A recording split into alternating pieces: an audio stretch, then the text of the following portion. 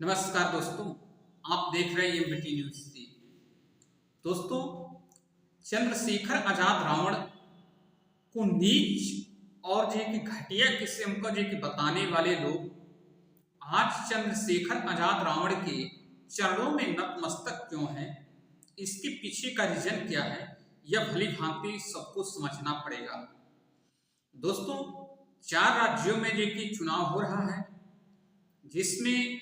जम्मू कश्मीर और हरियाणा में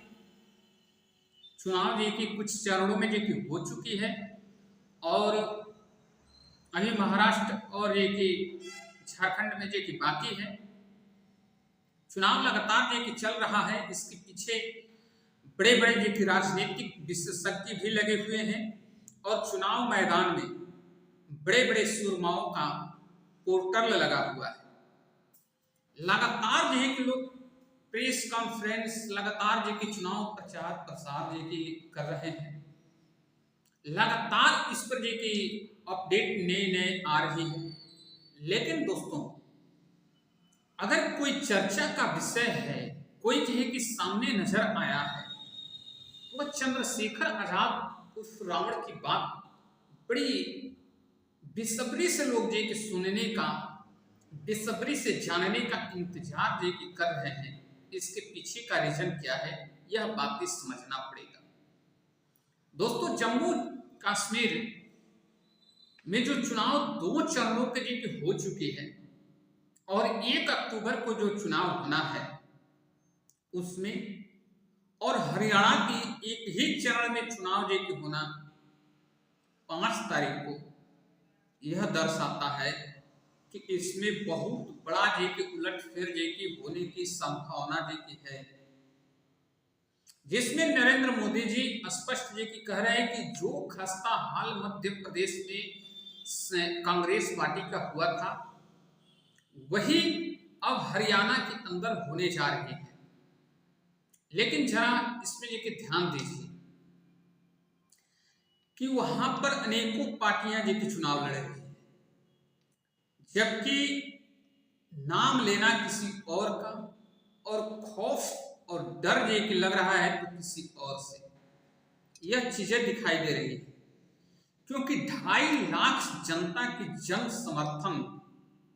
अगर किसी को मिला है एक रैली के माध्यम से, तो वह है चंद्रशेखर आजाद उर्फ रावण। चंद्रशेखर आजाद उर्फ रावण एक संघर्षशील और कर्मठ व्यक्ति नजर आ रहे हैं, जिनको विश्व स्तर पर जे कि मैगजीन के माध्यम से जे कि विश्व लेवल पर जे कि यह बताया गया है कि यह संघर्षशील और कर्मठ व्यक्ति है, जिन्होंने प्रदेश में सबसे बड़ा प्रदेश उत्तर प्रदेश के इतिहास में जे कि यह दर्ज कर दिए कि अपने पार्टी के दम पर अकेले जो है कि ऐसे सांसद जो कि चुनाव जीत कर आए, जो अपने संघर्ष के बदौलत आज सांसद में भी गरजते हैं। दोस्तों, कोई भी पार्टी ऐसा सपोर्ट नहीं किया था, चाहे बहुजन समाज पार्टी हो, चाहे कि कांग्रेस हो, चाहे समाजवादी पार्टी हो, किसी ने भी चंद्रशेखर आजाद उर्फ रावण का समर्थन किया। उत्तर प्रदेश के लोकसभा चुनाव में चंद्रशेखर आजाद रावण को समाजवादी पार्टी ने भी नकार दिया, आरएलडी ने भी नकार दिया, कांग्रेस ने भी नकार दिया और बहुजन समाज पार्टी ने भी नकार दिया। उसके बावजूद चंद्रशेखर आजाद अगर अपने बदौलत, अपने दम पर जे कि चुनाव जीत कर और सांसद में जे कि अपना वर्चस्व जे कि हासिल जे कि किए, तो यह एक बहुत बड़ी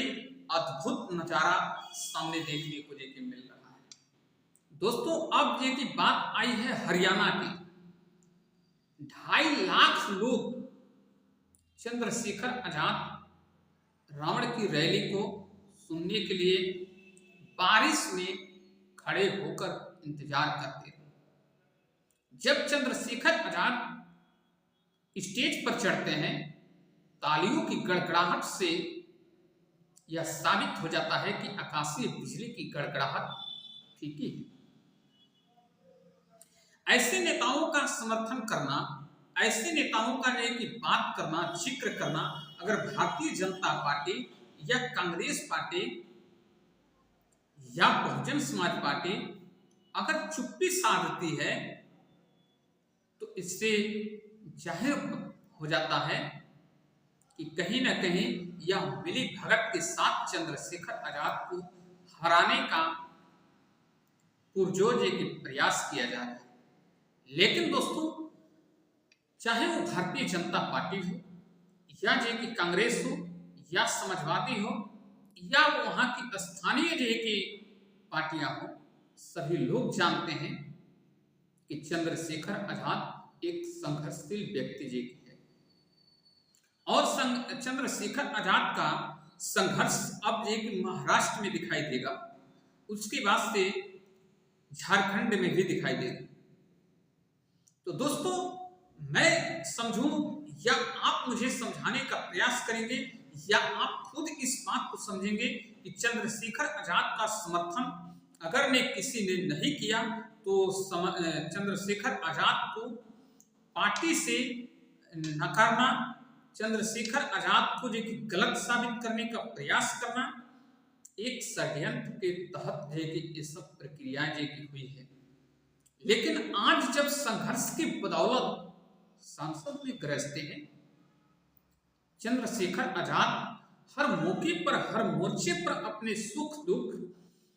उन लोगों के साथ शेयर करते हैं जो शोषित, वंचित,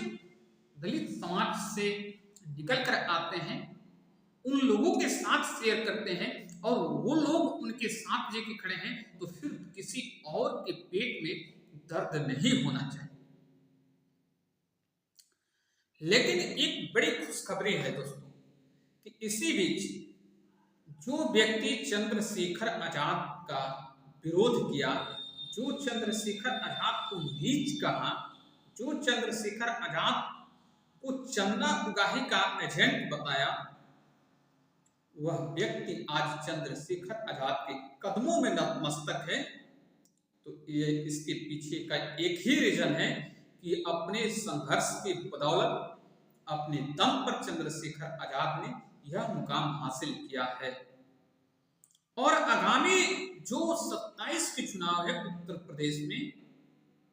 और उसके मात्र 2 साल के अंदर 29 में लोकसभा के चुनाव होनी है, उसके पहले यह सभी लोग, चाहे वह कांग्रेस हो या भारतीय जनता पार्टी हो,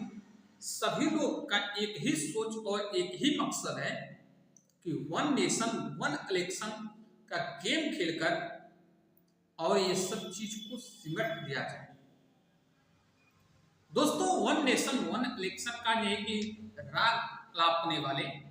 भी इस चीज से जो कि वाकिफ है कि कोई ऐसे संघर्षशील जैसे कि आम आदमी, केजरीवाल की पार्टी